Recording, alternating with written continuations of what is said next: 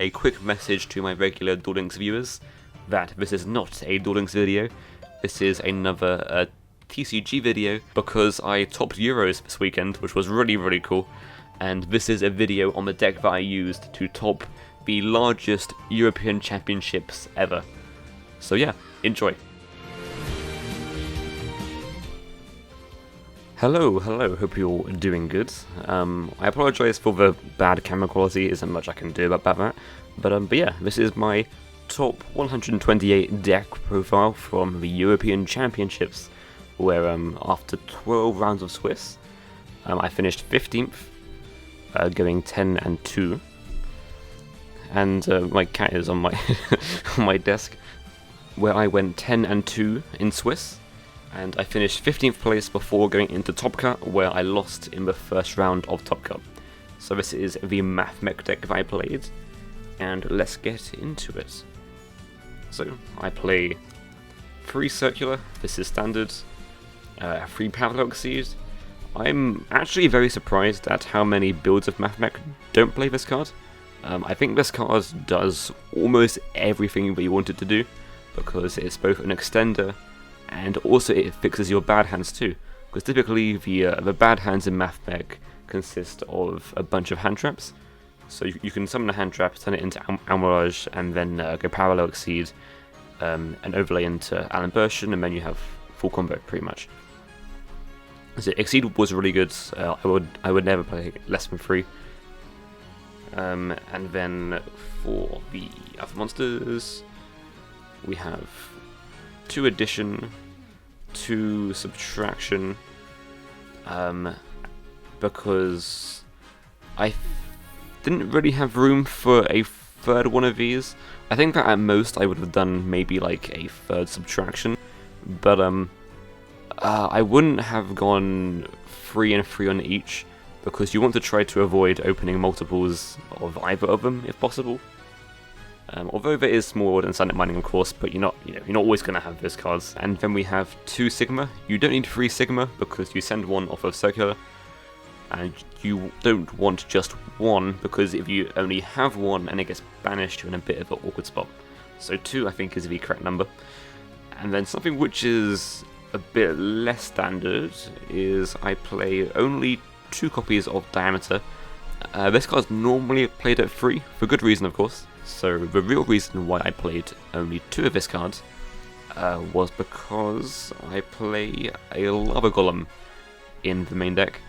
This was probably the MVP of the entire weekend for me. And the reason why Lava Golem was so good was because I play 3 Small Worlds. And Small Worlds, I think, is very good in this deck. If you are on a budget, you don't have to play this card, but I think if you have the option to, you should definitely be playing this card in Mathmech. Normally people just use this card to search for Circular, because that's really good, but in this build I also use Small World to search for Lava Golem, because people definitely won't see it coming. Like people wouldn't use their negates on Small World, so I caught a lot of people off guard by searching for Lava Golem, and it was really good. Especially against T Element, where they normally end on just 2 monsters, and if you Lava Golem them and they have no Harvest in hand, that turns off both Meta Noise and Suliek for the rest of the turn. So yeah, it gave me the option to turn Small World into a board breaker card, and it was really good. I would definitely recommend trying it. And also, if you're wondering why I don't play Multiplication, it's kind of because of the same reason as to why I only play 2 Diameter, which is since Lava Golem eats up your normal summon, you're not going to have it always conserved for Multiplication.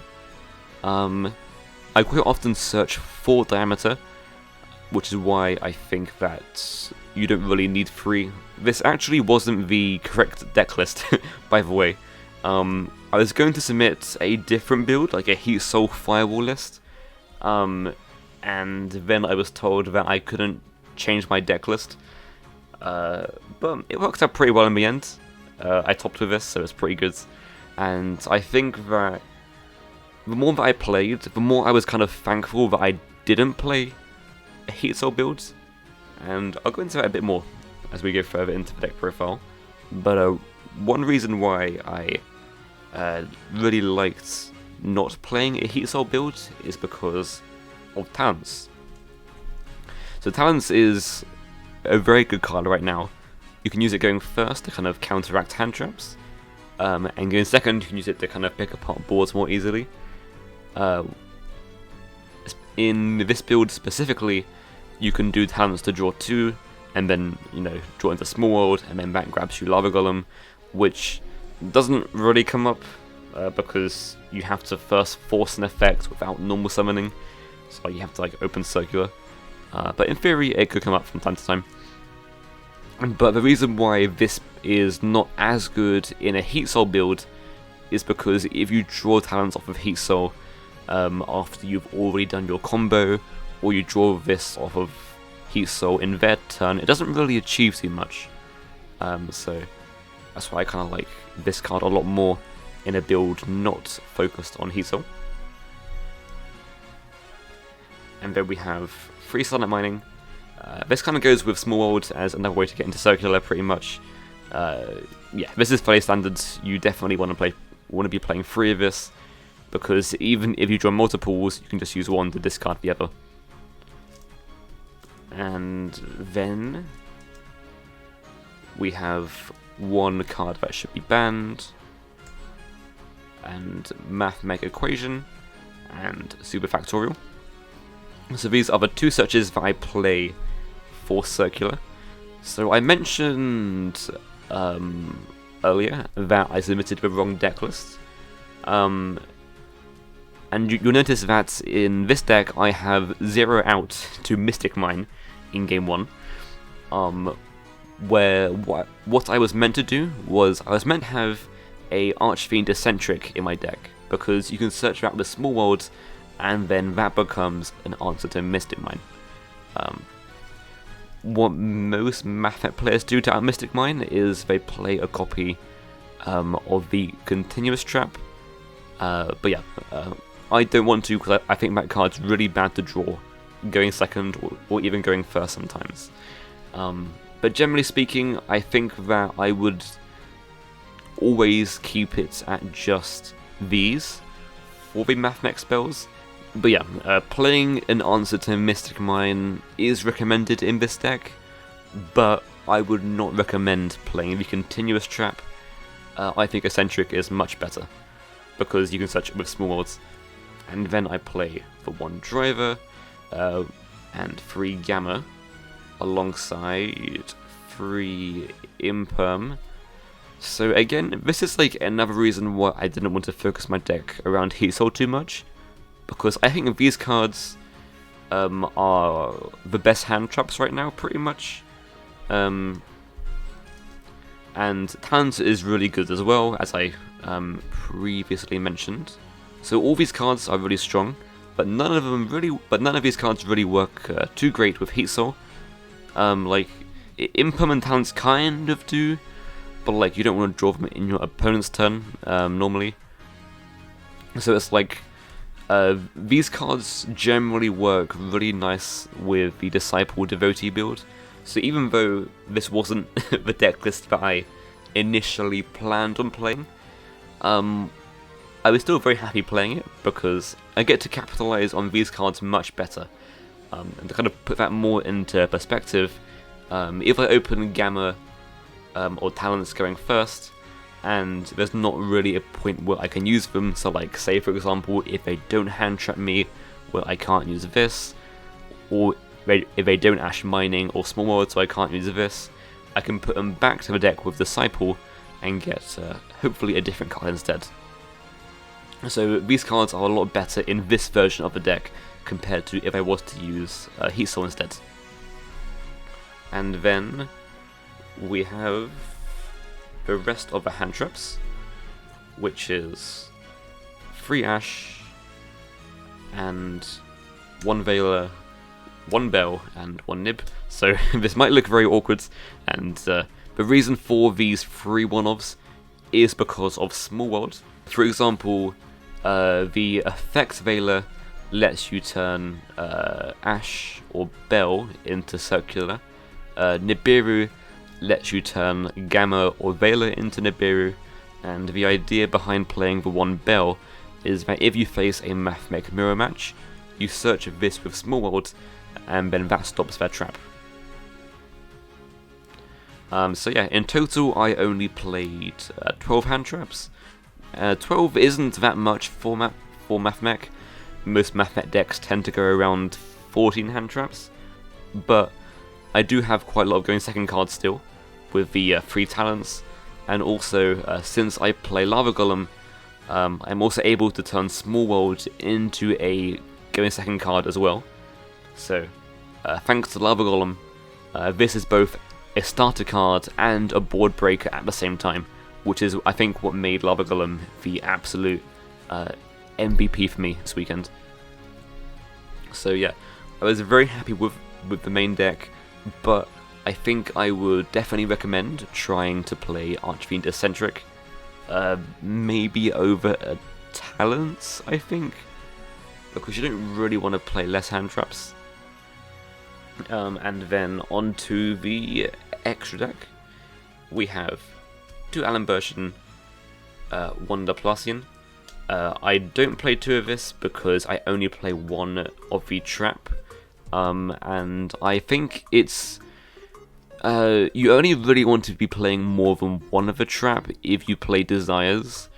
And also I don't play the Synchro either. I do not play Final Sigma, and the reason why I don't play Final Sigma is because, as I showed earlier, I do not play Multiplication, and I think that Sigma comes up a lot less when you don't play that card, because if you aren't going for OTK with Sigma, the card feels like it isn't really achieving too much a lot of the time, since decks can just kind of attack over it. You get a search, cool, but like you still went like kind of a bit minus to make it anyway. But that being said, though, the Synchro is definitely very good. Though I think that if you were to play Final Sigma in this build, I would highly recommend that you play Multiplication, because Sigma serves a much smaller purpose if you are not playing that card. And then onto the Link monsters, we have Ambrage. You need this for Power Exceed, but also it comes up a lot as well to like make Splash Mage with a hand trap or something. And then we play Disciple and Devotee. So these we summon all the time because I go for the Wicked IP end board. I figured that like, although Heat Soul is a lot weaker, Heat Soul is a lot less weak to board breakers, when they don't have a board breaker, you would much rather have IP like every single time. And you can also play on talents as well by going into a Unicorn instead. So I think that these cards are very good, and they pair really nice with their side deck as well. And then we have Splash Mage, Wicked, and IP. So Wicked IP is the general kind of end board. So then on their turn you use, sorry, not this way around, it's more like this way around, there we go. And you then use these to make, no, hang on, I got the zones wrong, it's like over there. But anyway, point is, is that you use IP on their turn to make Appaloosa, which is very good, because Appaloosa can be used to stop things like Crow and Bell, because people will sometimes hold their Crows and Bells for the Factorial. Or in general, Appaloosa is really good because not many decks can play into both Appaloosa and the trap, and even if they can, you have follow-up with the searched diameter too, because you search the diameter with this. I think I quite often had Danger to Element players break my entire board, but they couldn't handle the follow-up afterwards with the searched diameter from this, so that worked out really well. Most IP versions of this deck only play Appaloosa or Unicorn, but I play both. The reason for playing both is because I think that since you make the IP so much, it is definitely worth committing more slots to kind of have a more powerful toolbox with that card. So for example, if I think that I would lose to talents, I go for Unicorn, since that kind of plays better around talents, for example, because you don't want them to do talents and take you Appaloosa, that's pretty bad. And also, let's say for example that you get to a point where you only have 2 Mathmechs in grave, and you have 1 in hand, you can go Unicorn, discard the 3rd one, and then you can do the Factorial. It definitely was correct, I think, to play both of these. These were both really good, and I would not change that going forwards. And then something a bit different, what I did is I played the Pit Knight early. So this is a new card from TOPPED. It is a TCG exclusive, and what this card does is that if a monster it points to uses its effect, you can target a monster on your opponent's field and make its attack points become 0, and also negate the effects. So the kind of the idea with this is that if you open up circular and parallel, you end on Wicked early, like over here, and then IP. It's like when you go IP, you can chain early to negate for FX, and that's pretty nice. But also it means that like if they dark roller you and they attack over your board, the early comes back in the end phase. Early coming back won me a couple of games because you can just keep on bringing it back until they're forced to outer, and continuously making the opponent's attack points become 0 was pretty nice. I generally think though that it wasn't correct to play the early. I think playing Heat Soul was still correct. My build wasn't focused at all around summoning Heat Soul, but when you get hand trapped, you want to be able to have the option of going from Splash Mage into Heat Soul. So I think that Heat Soul for me would have been a lot more useful than early. But yeah, early was pretty good. I liked it, though I would recommend probably playing either Heat Soul in this slot or Final Sigma if you choose to play the multiplication. And then the last bits in the extra deck are of course the Cyburst OTK engine of Jammer, Transcode, and Access Codes. The Firewall build that I mentioned earlier plays 2 of this, because you make Firewall with Transcodes in your opening combo with Parallel, but you never really summon 2 Transcodes in the other builds, so there isn't really a reason to play 2 Transcode unless you play the Firewall builds. Also, sorry if I'm saying and stuff a lot, because I'm a little bit tired, forgive me. And then onto the side deck, we have 1 Crosswipe. I don't play Microcoder, so playing this was kind of a mistake. Again, as I mentioned earlier, I submitted a bit of a wrong deck list, but you know, it worked. So the idea with this was that I wanted a card I could put in going first that would also be an out to Mystic Mine. Yeah, this should have been Eccentric, I think. If Eccentric wasn't going to be in my main deck, it definitely should have been this card here. So this card is good to play though if you play Microcoder, but if you don't play Microcoder, I would recommend playing Eccentric instead, because you can search that with small molds, and you can't search this unless you play the Microcoder. And then we played Duster and Twin. So these are of course for back row decks. Same with Reboot and Free Evenly. Evenly and Reboot are both very good against T-Element, especially per side deck where they have like more back row. Twin I played over Cosmic because I felt like it was better against Floowandereeze, because you want to be able to go draw phase Twin and hit both the Field Spell and the Dreaming Town. So I think that this was much better than Cosmic Cyclone, going second against Floowandereeze. And Duster is generally really good as well.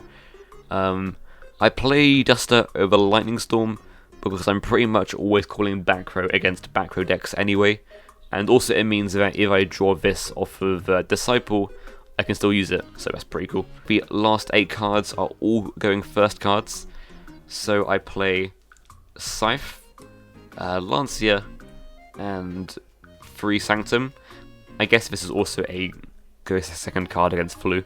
But the idea with this engine is that you get to use Scythe Sanctum very, very effectively in the Disciple build of Mathmech, because if you open Scythe, you can just return it back to the deck with Disciple. There was one game where I opened Scythe, and I drew Sanctum and then just put back Scythe, and then I had a live Sanctum. This engine is really, really good with Disciple because you pretty much never break on Scythe, and even if you do, and you can't make Disciple somehow, you can just banish it for Small World. So this was really good, alongside the triple Judgments as well. Against a lot of decks, I would put in these three Sanctum, Scythe, and the what should have been Eccentric going first. And I think I won pretty much every game going first where I saw one of these cards, and you see them a lot with Disciple as well. The idea with Lancia was so that when I play against Flanderies going first, because I'm probably going to be losing game 1 against Flu, you can put in Sanctum, and it kind of means that you can turn Sanctum into a good card against Flu, because Sanctum into Lancia is pretty nice, because if you go Sanctum into Lancia against Flu, their deck becomes a lot more fragile that turn. So this was really good. It came up in a side event on Friday, but again, I didn't face any Flu in Swiss or Top Cut, so it didn't come in there. But I felt safe having Lancia in the side deck because Flu, I think, was the matchup I was most afraid of. Shoutouts to my friend Billy for lending me talents, to Connor and Fleet for coming up with me, to Owen, who is our Dragon Door hero. He got top 4. Shout out to everyone that I met. I saw Father again, I saw Mist, who is Herman Hansen for those of you who know him by his proper name, and to Lula, and I also met David Magri. I met quite a few Duel Links people, that was pretty neat. And sorry if I didn't meet you, but you probably had no idea what I looked like anyway. But now you do. There you go. That's me. Have a perfectly balanced rest of your day. And if you enjoyed this TCG video, let me know, and I'll try and get like a better camera so we can do like more videos for TCG. Thank you all, and have a great day. Bye.